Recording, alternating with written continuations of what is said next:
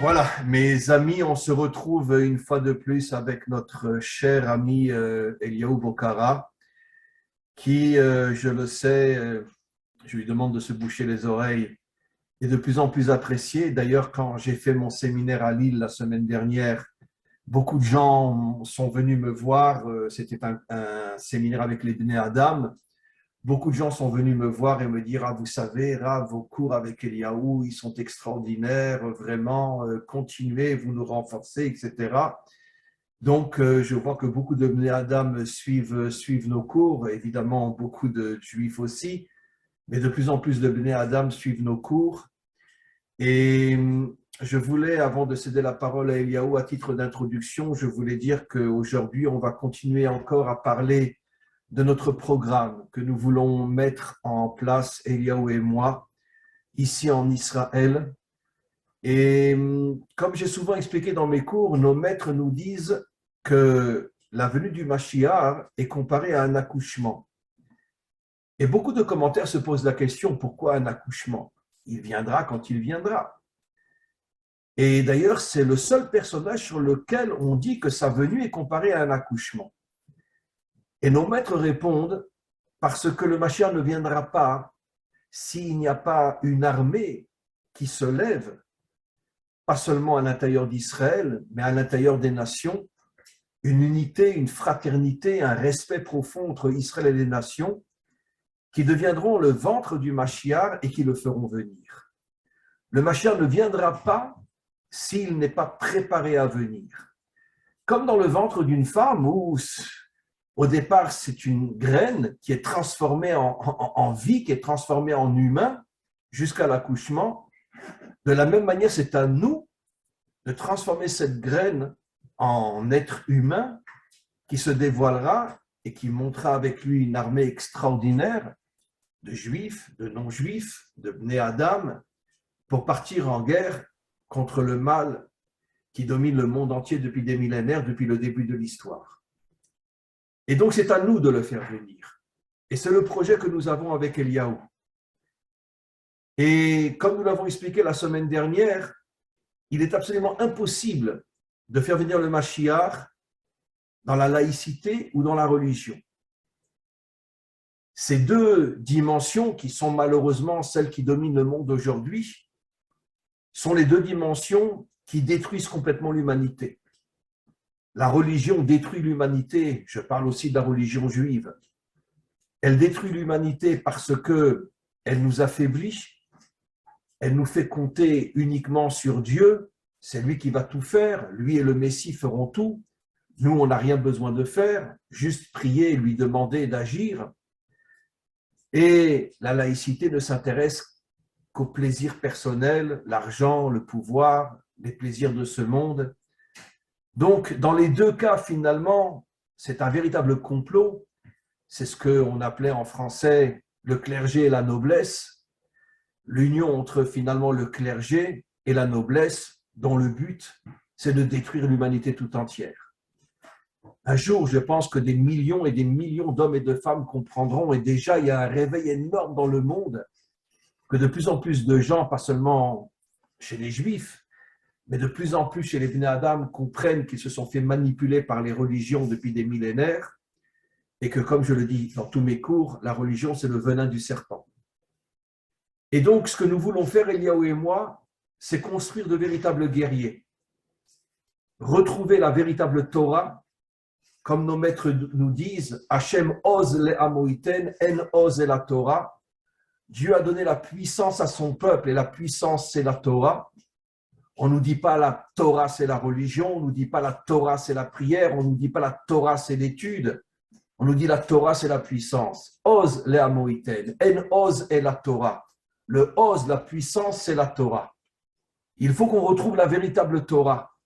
La Torah qui va nous renforcer, qui va faire grandir notre âme, qui va lui donner la force d'être un guerrier. Et aussi dans le programme, et bien sûr avec Eliaou, un homme extraordinaire, je pense unique dans sa génération, qui va aussi renforcer le corps, pas seulement le corps, mais aussi l'esprit et l'âme, comme il va vous l'expliquer, Et donc, il y aura cette union entre le corps et l'âme qui est la vie en vérité. Vous savez que la Torah parle de l'arbre de la vie. C'est quoi la vie? C'est l'union entre la puissance de l'âme et la puissance du corps. Redevenir des hommes authentiques. Il n'y a plus d'hommes authentiques dans ce monde. On peut les compter sur les 10 doigts de la main. Parce qu'aujourd'hui, ou c'est le plaisir, ou c'est la fuite de ce monde et je m'en remets entièrement à Dieu, la religion. Nous voulons redevenir des guerriers. Nous voulons redevenir des hommes authentiques qui arrivons à unir la puissance de l'âme et la puissance du corps. Et nous y arriverons. C'est notre projet avec Eliaou. C'est un projet qui, évidemment, va nous confronter à d'énormes épreuves parce que tous les dirigeants de ce monde et toutes les forces obscures de ce monde vont tout faire pour nous empêcher de réaliser ce projet. Mais nous savons que nous aurons des milliers d'hommes et de femmes avec nous dans le monde entier et nous réussirons ce projet extraordinaire. Voilà, je cède la parole maintenant à mon grand ami, que je peux appeler mon frère, Eliaou. Shalom Aleichem Arav. Merci pour toute cette introduction. Vous nous avez donné aussi beaucoup de force. J'aurais même envie de vous appeler Maître Yehuda. Pas Maître Yoda dans Star Wars, Maître Yehuda. Vous nous donnez des forces pour être des Jedi dans la vie et ça, j'apprécie beaucoup. Alors, suite au premier cours qu'on a fait donc, sur l'armée du Mashiach, j'ai eu énormément d'appels, des gens du 4 coins du monde, des histoires extraordinaires, des éveils de conscience que vraiment chaque Neshama qu'Hachem m'a envoyé, c'est extraordinaire. Le courage de personnes qui sont un peu partout dans le monde, isolées, qui ont grandi dans des familles avec des programmations spirituelles, qui cherchent la vérité, qui écoutent beaucoup Arav un peu partout dans le monde et qui ont un amour pour la vérité et pour la justice qui est extraordinaire. Donc, je vais donner quelques précisions sur qu'est-ce qui va se passer. On n'est pas du tout en train de créer une secte ou un mouvement messianique ou je ne sais pas quoi. Vous avez bien compris qu'on veut s'attaquer à l'individu, l'être humain. Parce que le problème, c'est que le Mashiach viendra quand il viendra. Le problème, ce n'est pas le Mashiach, le problème, c'est les êtres humains. C'est son armée. La préparation à sa venue. Et sa préparation, c'est que chaque être humain déjà ait le potentiel personnel de se libérer. Et se libérer, c'est pas que de manière spirituelle, que en étudiant, que en faisant du sport, c'est en réunissant tout en même temps. Il doit y avoir une libération à 360 degrés sous tous les domaines. Et pour ça, avec le Rav Dinovich, on a développé un programme qui va vous faire passer à travers les 12 portes de la mer Rouge. C'est-à-dire que ça nous permet de savoir qui est fiable, qui avance, qui respecte ses engagements, qui travaille sur lui, qui travaille sur son alimentation, qui est sérieux dans son développement. Et ça nous permet de savoir, parce qu'on ne peut pas développer une armée avec des gens qui rêvent. Il faut que ce soit des gens qui soient dans le concret. Et peu importe que vous ayez 20 ans ou 99 ans, que vous soyez un homme ou une femme, que vous soyez un hébreu ou que vous fassiez partie des nations, ça ne change rien.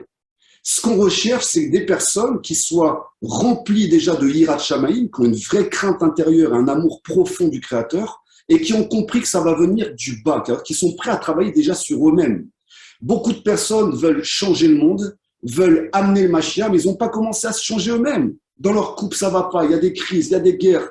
Dès qu'on leur demande de faire 100 mètres, ils n'en peuvent plus, ils sont essoufflés. L'alimentation, ils sont intoxiqués par tous les poisons de l'industrie. Ils sont complètement intoxiqués par toutes les informations. Ils sont constamment en guerre et en conflit avec eux-mêmes et avec leur entourage. Donc on ne peut pas développer une armée du Mashiach avec des individus qui ne sont pas équilibrés et fiables. C'est pour ça que le programme qu'on a mis en place permet de faire passer dans un canal et savoir qui sera à la hauteur de remplir cette mission qui ne vient pas de nous-mêmes, ça vient d'Akadosh Baruch Hu, c'est écrit par les prophètes, on n'a rien inventé. On est juste cette génération du talent qui, on en marre, entre guillemets, d'attendre, on veut agir. Et on sait que c'est par l'action dans le monde d'Assia que les choses vont changer, que les choses vont évoluer. D'ailleurs, comme je dis souvent, excuse-moi de t'interrompre, Eliaou, le seul, au moment de la création, où il est dit « faisons l'homme », c'est au niveau de l'homme. Toute la création a été créée avec la parole, mais l'homme a été créé avec l'action. Pour nous faire comprendre que l'essence de l'homme, c'est l'action. L'action contre le mal de ce monde. Et cette dimension s'est complètement perdue depuis des millénaires, car tous les tyrans de ce monde et tous les dirigeants de ce monde ont tout fait pour nous écraser, nous transformer en moutons. Mais nous allons faire revivre l'homme. Et comme tu l'as extrêmement bien dit, l'homme, c'est l'action. c'est pas uniquement la prière, l'étude et la parole, c'est l'action. Faisons l'homme, comme vous l'avez dit, c'est tout le but d'un programme comme ça et du but de créer un centre qui va développer l'homme, ce qu'on devrait être. Pas la manipulation des gouvernements qui nous endorment. Pourquoi? Pas pour qu'on soit des hommes, pour qu'on soit des esclaves. Pour qu'on serve leur matrice, leur système, qu'on s'épuise, qu'on se fatigue, pour construire le vide. C'est du vide qu'ils nous proposent. Là, ce qu'on propose, c'est de construire l'être. À partir du moment où l'être va être rempli et va déborder, il pourra amener la bénédiction. Et des êtres qui vont amener la bénédiction, chacun dans leur domaine. Le but, c'est pas de créer une communauté de personnes qui soient soumises à un ordre établi. Pas du tout. Le but, c'est de révéler le potentiel de chacun, de découvrir l'empreinte divine qui est en chacun d'entre vous et que chacun d'entre nous, nous puissions créer une chaîne, une communauté d'hommes forts et de femmes fortes, d'être libres et indépendants, mais qui sont capables de s'organiser les uns avec les autres pour quelque chose de meilleur. Et ça, c'est du jamais vu. Dans tout ce que vous allez rentrer, il y a un boss, un dirigeant, qui veut exploiter les fonctions de chacun pour créer son propre rêve. Nous, on ne travaille pas pour nous, on travaille pour Hachem. Et Hachem a mis en chacun de vous une lumière divine qui est exceptionnelle. Et il tend à chacun d'entre vous de commencer à prendre les bonnes résolutions pour les travailler. Maintenant, c'est un programme qui va demander un investissement, pas forcément de temps, parce que vous n'aurez pas besoin de beaucoup de temps, mais vous aurez besoin d'intensité dans ces moments de temps. Il va falloir de l'implication. Donc, si vous avez des familles, du travail, tout ça, il n'y a aucun problème. Ça se mettra dans votre organisation, il n'y a aucun souci. Et un investissement financier, parce qu'on va vous suivre de manière à 360 degrés. C'est-à-dire, vous ne rentrez pas dans un système de dons encore illusoires spirituels. Nous, on travaille pour votre bien-être, pour que vous vous réalisiez. Excuse-moi de t'interrompre, Léo, mais quand on arrivera, si Dieu veut, à ouvrir ce centre ici à Jérusalem, il sera ouvert pour l'universel. Ça veut dire que des gens du monde entier pourront venir, passer quelques jours et travailler dans ce centre. Pas uniquement en Zoom, mais vraiment venir travailler dans ce centre. Il y aura des cours de Torah, il y aura des cours de physique, etc. Il y aura tout, tout. Exactement, c'est-à-dire là, on est en train de créer les fondations de ce centre. Et les fondations de ce centre, c'est vous. Parce que le temple, le troisième temple, qui est mondial, qui est pour l'humanité tout entière, ça restera qu'un amont de pierre si derrière, il n'y a pas la shrina qui est dedans. C'est la même chose pour le projet qu'on a. On a un outil aujourd'hui, on a le Homer. On sait que le Mashiach va venir sur le Hamor, sur l'âne. Il va venir sur la matière, sur la technologie. Donc, on a la technologie aujourd'hui pour réunir les gens aux quatre coins du monde. Moi, si j'avais pas eu Internet, j'aurais pas écouté autant de cours de rabbinim, mais j'aurais pas autant élevé mon niveau de conscience et de neshama que j'ai eu grâce à tous ces rabbinim qui diffusent sur Internet. Donc, l'outil est bon. Donc, on va se servir de cet outil comme un cérébral, c'est-à-dire on va réussir à prendre toutes les connexions un peu à partir du monde. On va vous faire passer à travers un programme et vous allez devenir les fondations de ce centre qui, Bezrat Hashem, ira même beaucoup plus loin. Peut-être un Yishou, on va pouvoir développer quelque chose de grand ici en Israël où les nations auront leur part. Bien sûr, les nations, les justes parmi les nations. Et le Ham Israël aura sa part. Ça, c'est tout le travail qu'on est en train de mettre en place depuis longtemps, parce que nous, on est même en dessous des fondations. Ça fait longtemps qu'avec le Rav Dinovitch, on parle de tout ça, on active tout ça d'une façon ou d'une autre. Donc, les choses commencent de plus en plus à s'accélérer. On est dans une époque qui est très, très spéciale et on va amener par des actes concrets. C'est pour ça qu'on a besoin, pas de gens qui parlent beaucoup. On a besoin de gens qui pensent, prient, parlent, mais agissent. Des êtres complets et pas des êtres détachés. Et ça va nous permettre de savoir avec qui on est. Il y a des gens du monde entier, il y a des gens d'Afrique, des Antilles, de France, du Canada, des États-Unis, de Suisse, du monde entier qui contactent parce qu'ils veulent avoir leur part dans ce projet. Et plus la lumière de cette petite bougie va illuminer, et plus l'obscurité va s'affaisser. Mais pour ça, il va falloir des êtres qui soient courageux. Et un courage, ça s'apprend. Il n'y a rien qui s'obtient en un claquement de doigts. Vous allez passer par un vrai travail sur vous-même. Ça, c'est très important à comprendre. Vous voulez peut-être ajouter quelque chose? Oui, je voulais expliquer encore une fois, comme je l'ai souvent expliqué, particulièrement dans mon dernier séminaire que j'ai fait à Lille avec presque une cinquantaine de Bnei Adam qui étaient là, des gens vraiment extraordinaires. Et on a aussi parlé, j'avais plusieurs cours que j'ai donnés pratiquement toute la journée, mais il y en a un où j'ai j'ai parlé à la fois du réveil des nations, qui est quelque chose d'absolument incroyable. Et je n'ai pas de mots pour l'expliquer. Qui aurait cru qu'on vivrait la génération qui est en même temps le retour d'Israël sur sa terre et le réveil des nations à l'égard d'Israël?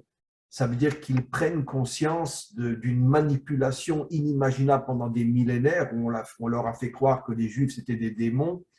Et aujourd'hui, ils sont écœurés à en vomir de tout ce qu'on leur a dit pendant des millénaires et ils comprennent que finalement, on est de la même famille. On est tous des descendants d'Adam et Ève. Je parle des Bnei Adam, bien évidemment, pas tous les hommes et toutes les femmes sont des descendants d'Adam et Ève. Bon, c'est un sujet en soi que j'ai déjà de nombreuses fois traité.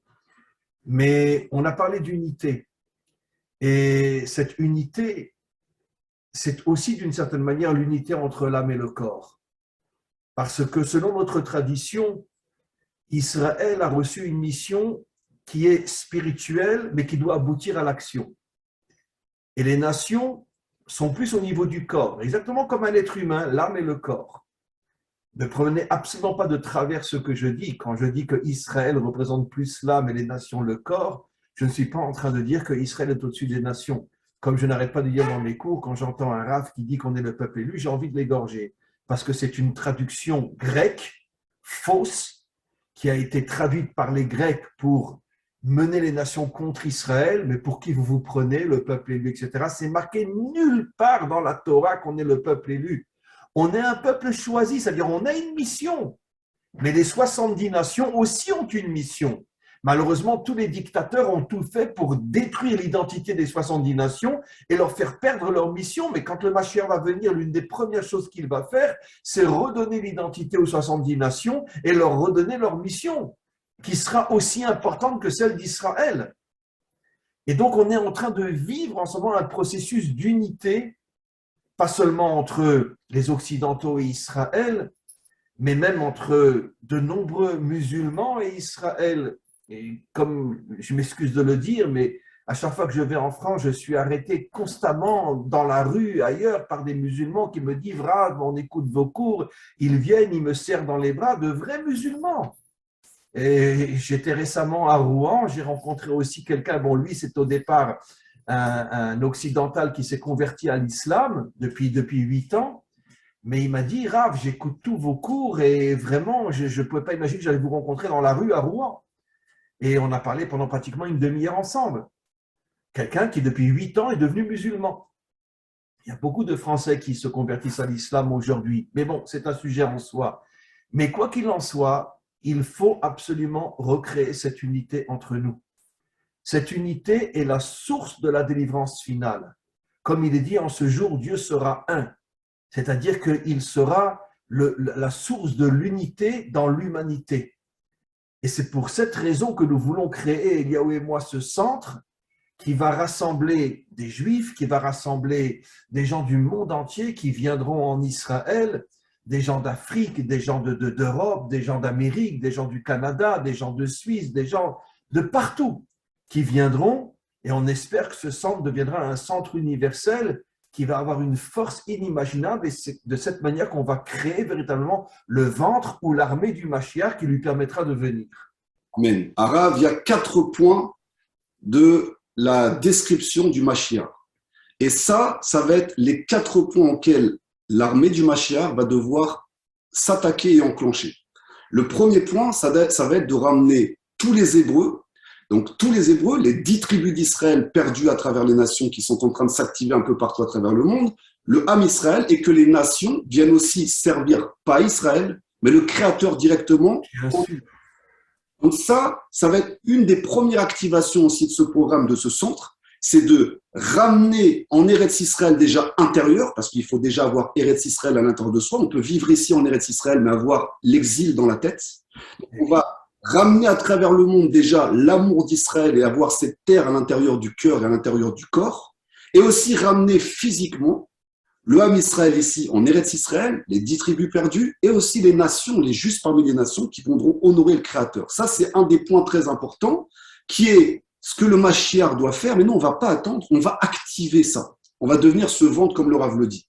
Le deuxième point, ça va être de faire les guerres de Gog et Magog. On le voit bien, ce qui se passe, on est en préparation d'une grande guerre mondiale, il suffit de regarder les mécanismes de l'histoire pour le comprendre. Et la guerre de Gog et Magog, c'est la dernière guerre finale.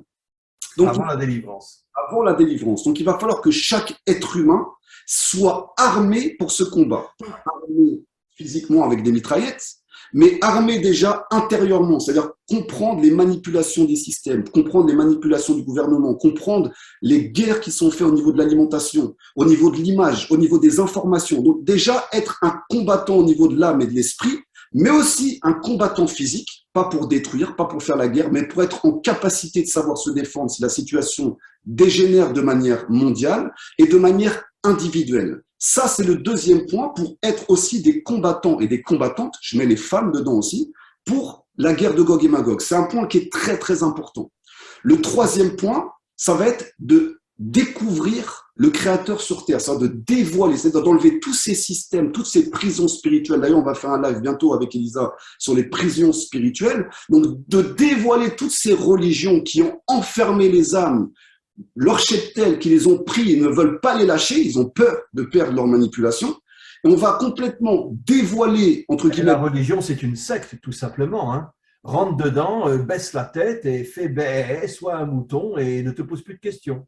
Exactement. Donc le but, ça va être de dévoiler la connaissance du divin dans ce monde et dans chaque chose que vous faites, dans votre travail, dans vos relations avec votre femme, avec vos maris, dans la transmission vis-à-vis des enfants, dans la façon même de manger, de bouger. Le Créateur, il est dans tout. Il ne doit y avoir aucun intermédiaire, ni aucune firme de business qui vient se mettre entre vous et la source de vie. Sinon, ça s'appelle la mort et ça s'appelle la déconnexion.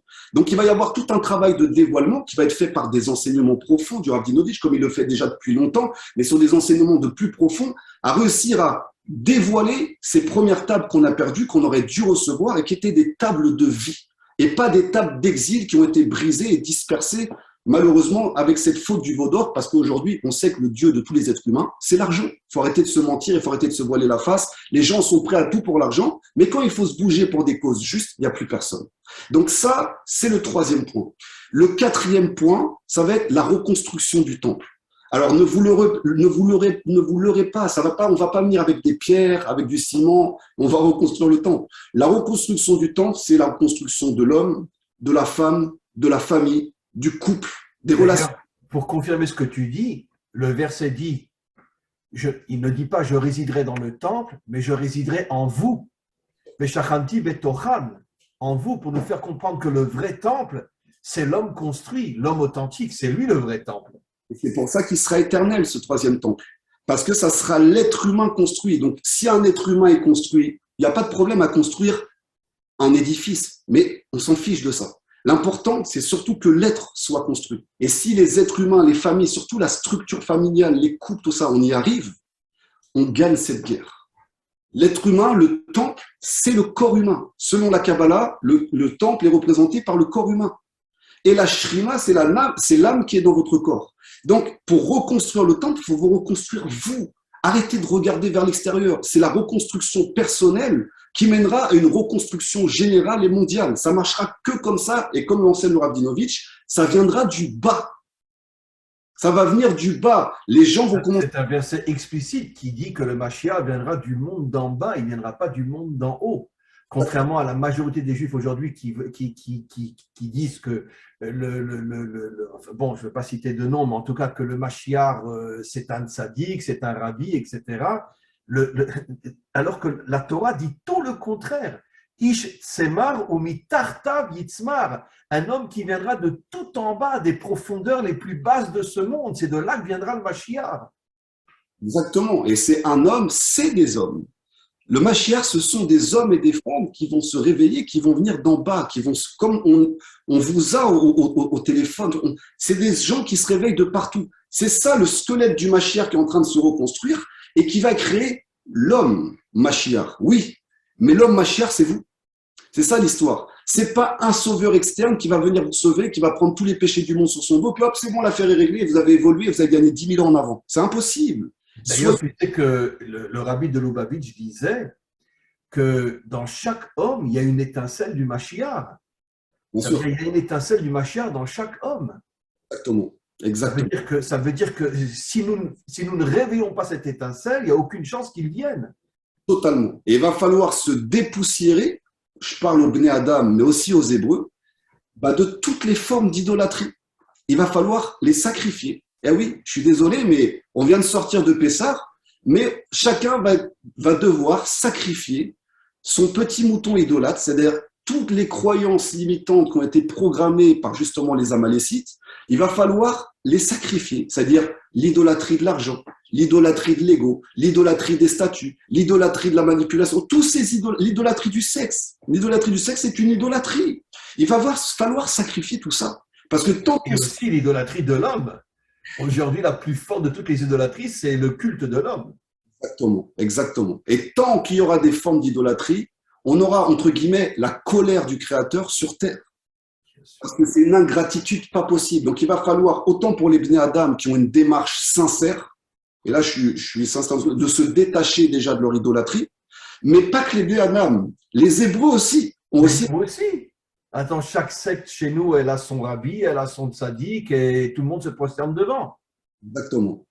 Donc il va falloir commencer vraiment à servir le maître du monde. Voilà, ça c'est ça l'histoire. Et le maître du monde, il est ni à la synagogue, ni à l'église, ni à la mosquée, ni à la Mecque, ni à Jérusalem. Il n'est pas là-bas, il est là, en vous. Quand il sera assez fort pour vibrer en vous, il va rayonner partout à travers le monde et il y aura ce point de connexion entre Jérusalem et l'humanité tout entière. Mais sinon, c'est vide. C'est vide. On voit bien que Hérode a reconstruit le temple, mais Hérode, c'est un tyran. C'est pas parce que tu as des milliards que la Shrina est avec toi. Ça ne veut rien dire. C'est pour ça que son temple a été détruit. Pas longtemps après qu'il l'ait construit. Exactement. C'est exactement ça. Donc, il va bien falloir qu'on construise une bonne fois pour toutes l'être humain. Et on a le plan, ne vous inquiétez pas. On a le plan de l'être humain. Tout est écrit dans la Torah. On a les schémas, on a les fondations, on a tout ce qu'il y a sur l'être humain. Ceux qui connaissent Etzraïm, tout ça, tout est écrit sur l'être humain, Charagegouli, tout est là. Nous, on ne fait que dépoussiérer et révéler parce qu'on est des petits nains sur les épaules des géants et on a les dernières petites pierres à enlever pour pouvoir amener la Géoula. Mais ça serait dommage de passer à côté, de ne pas prendre cette opportunité d'être une génération qui a la capacité pour nos enfants, pour nos petits-enfants, d'amener un monde authentique et pas encore un monde qui veut remplacer l'autre pour avoir le pouvoir. Parce qu'on va arriver bientôt dans la paracha de Korach, on voit ce qui se passe. À chaque fois qu'il y a des opportunités comme ça qui se créent, entre guillemets, de libérer l'homme, il y a des luttes de pouvoir de qui va encore reprendre la direction. À partir du moment où Israël a voulu un roi, ça a été la catastrophe. Ça a été la catastrophe. Le roi qui règne sur l'humanité, c'est le Créateur. Ce qu'on veut ramener en vous, c'est la sagesse de la Torah. Tous nos dirigeants jusqu'à aujourd'hui, et surtout dans la période biblique, étaient tous des crapules. Bien sûr. Tous nos dirigeants étaient des crapules. Exactement. Ça, encore une fois, que quand j'entends qu'on dit on est le peuple élu, je dis mais c'est pas possible, mais lis la Torah et tu vas voir si on est le peuple élu. Exactement. C'est incroyable parce que là, on voit bien que Israël s'est comporté d'une manière inimaginablement mauvaise pendant des millénaires. Et c'est pour ça qu'on a eu 4 exils et 2 destructions de temples. Rav, à l'exemple de tous les dictateurs et de tous les gouvernements, Israël n'a pas fait exception, à part le roi David et le roi Shlomo, le roi David avait son rouleau de Torah constamment sur lui et il ne servait pas son intérêt personnel, il servait tout simplement le maître du monde. Lui, je suis un ver, je ne suis même pas un homme. En gros, moi, je ne suis rien. Je suis juste un transmetteur de… Je laisse passer Hachem, on est capable de faire des choses grandioses. Bien sûr. Sans nettoyage de l'idolâtrie, ça ne marchera pas. Tant qu'il y aura l'idolâtrie de l'homme, de l'ego, de soi-même, de l'argent, à chaque fois, les tentatives messianiques seront avortées. On l'appelle bien l'avorton, le Mashiach. Donc, à chaque fois, il est là. Il est là. Il y a ce potentiel. À chaque fois, il est avorté. À chaque fois, il est avorté. Donc, c'est marqué dans le Talmud que le Mashiach s'appelle un enfant avorté parce qu'à chaque fois qu'il est là, il est prêt à se dévoiler, paf, il tombe et il meurt. Exactement. Et donc, c'est une responsabilité des maîtres, des enseignants, maître Yehuda qui est avec nous, maître Ravdinovitch, qui enseigne et qui transmet la Torah, qui l'a fait par beaucoup de courants, parce que faut bien savoir que la Torah est une, ok, mais en même temps, dans tous les courants des 12 tribus d'Israël, il y a des étincelles divines. Donc, qu'on soit Breslev, qu'on soit Chabad, qu'on soit Dati, qu'on soit Rav Kook, tout ça, c'est des facettes de la vérité. Malheureusement, l'orgueil et le serpent s'est glissé. On l'a vu, on est encore, je porte la barre parce qu'on est dans la période du Homer. Les 24 000 élèves de Rabbi Akiva ont commencé à avoir de la haine les uns entre les autres parce qu'ils avaient tellement de connaissances qu'ils ont commencé à prendre la grosse tête et se haïr les uns les autres. Pourtant, c'était les élèves de Rabbi Akiva. Les 24 000 élèves de Rabbi Akiva sont morts en 33 jours. En 3 jours. L'épidémie qui les a ravagés. Ils ont été, et c'était quoi l'épidémie? C'était l'ego. Pourquoi? Parce que si tu apprends la Torah et que tu la mets pas en application et que tu bouges pas ton corps, tu vas devenir juste un intellectuel de la Torah, donc quelqu'un qui pense avoir toutes les connaissances. Tu vas retomber dans la faute de l'arbre de la connaissance du bien et du mal et tu vas t'éloigner de l'arbre de vie. Nous, ce qu'on veut vous ramener, c'est l'arbre de vie. Le Zohar, le livre du Zohar, il n'y a aucune contestation sur ce livre. Si vous regardez le Zohar, il n'y a personne qui dit ça, l'autre dit ça, l'autre dit ci. Tout le monde est d'accord. Parce que c'est l'arbre de vie. D'ailleurs, je vais commencer avec Eliaou à travers le Zoom et tous les élèves qu'il a, au moins 2 cours de Zohar par mois. On donnera à tous les élèves et on prendra des passages extrêmement importants qui feront, j'espère, vibrer tout le monde et leur donner des forces. Qu'est-ce que je voulais dire, Eliaou? Je voudrais faire un petit résumé maintenant et après tu feras pas ton résumé et voilà, je voulais vous dire la chose suivante, mes amis. C'est quoi ton numéro de téléphone, Eliaou? Alors, le 06 87 52 49 95, contactez-moi sur WhatsApp.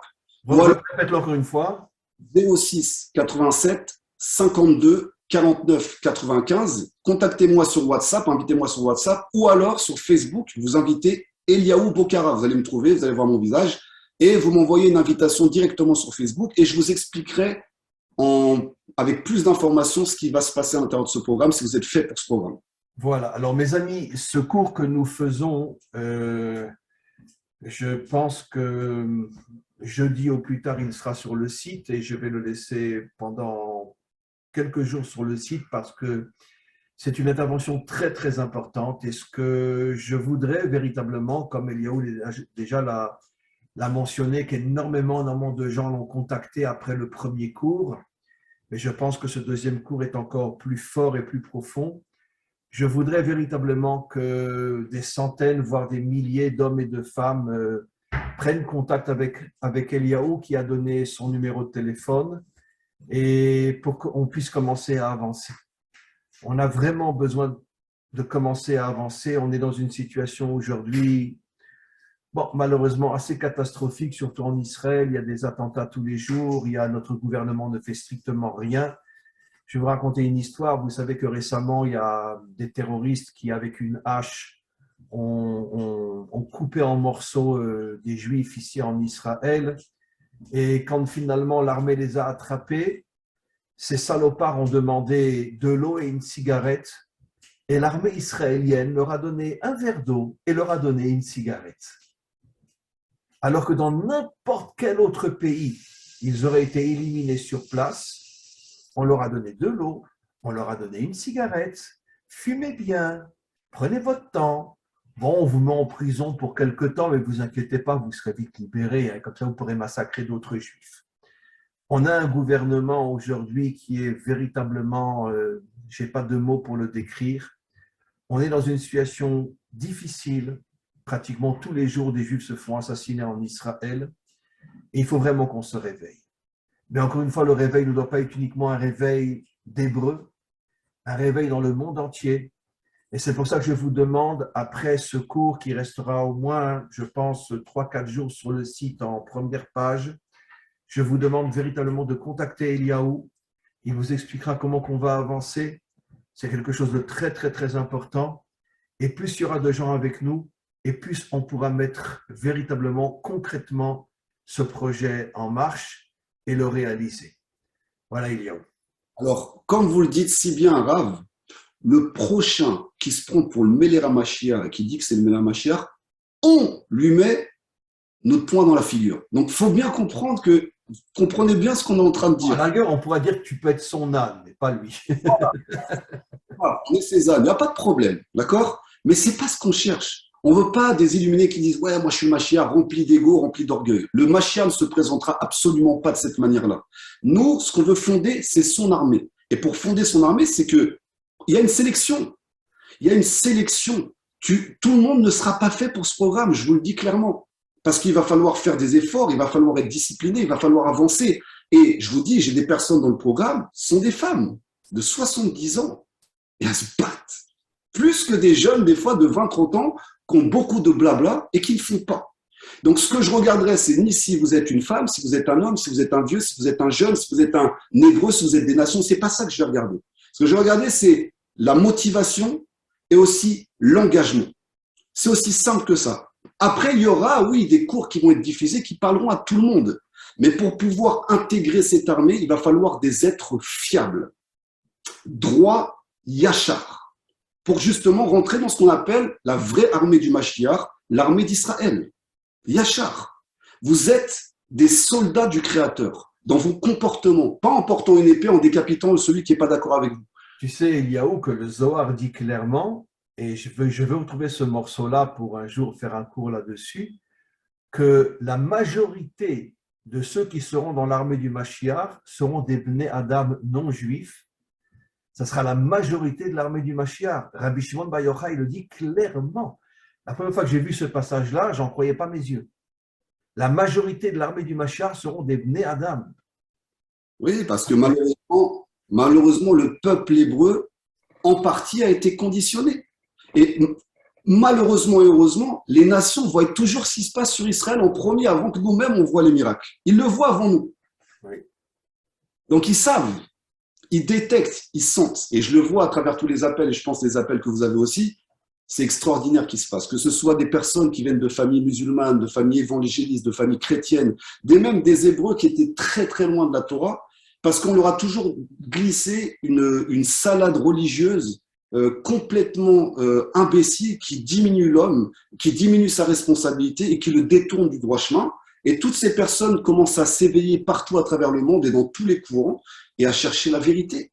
À arrêter d'être enfermés dans des boîtes, coincés dans des boîtes. On n'a pas dit qu'il faut que tout le monde se ressemble, mais justement que tout le monde soit soi-même. Au contraire, tout le monde doit être différent. C'est ça le sens profond de l'unité.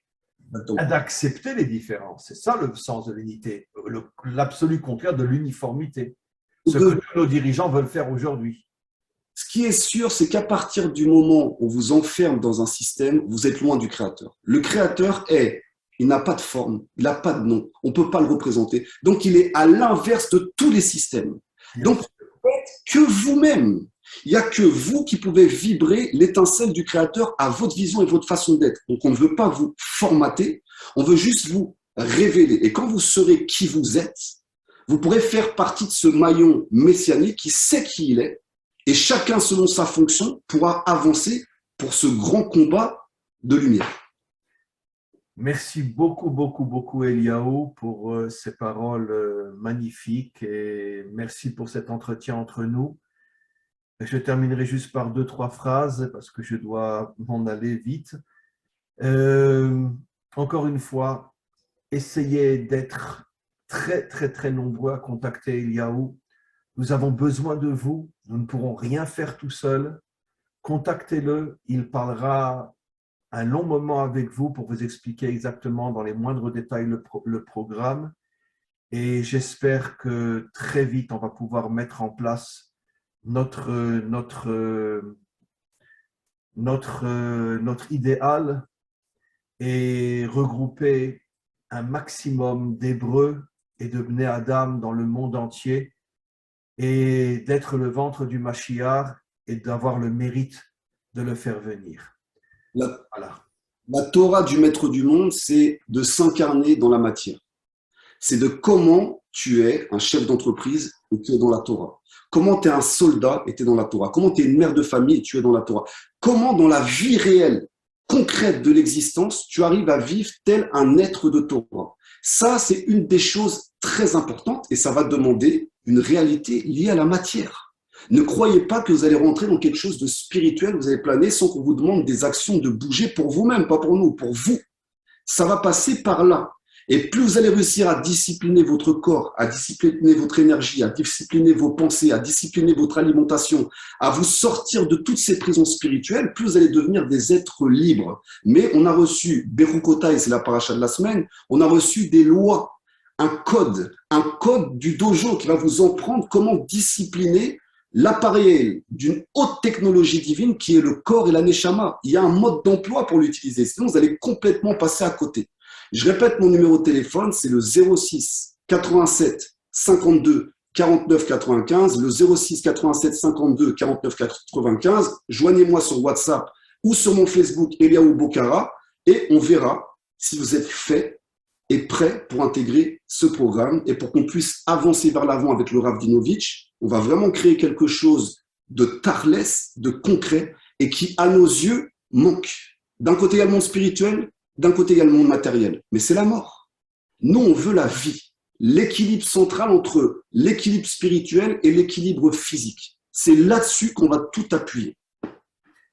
Merci beaucoup, beaucoup, Eliaou. On se retrouve mardi prochain. Et vraiment, encore une fois, je n'ai pas de mots pour te remercier et nous remercier de ce projet qui, je pense, va faire avancer le monde. Et soyez nombreux à nous rejoindre. Et bien sûr, on continuera à mettre ce projet en place. Merci à Rav, qu'Hachem vous protège, vous donne toutes les... Merci beaucoup Eliaou, à toi aussi et on se retrouve très très bientôt. À toi Rav. Bientôt, au revoir.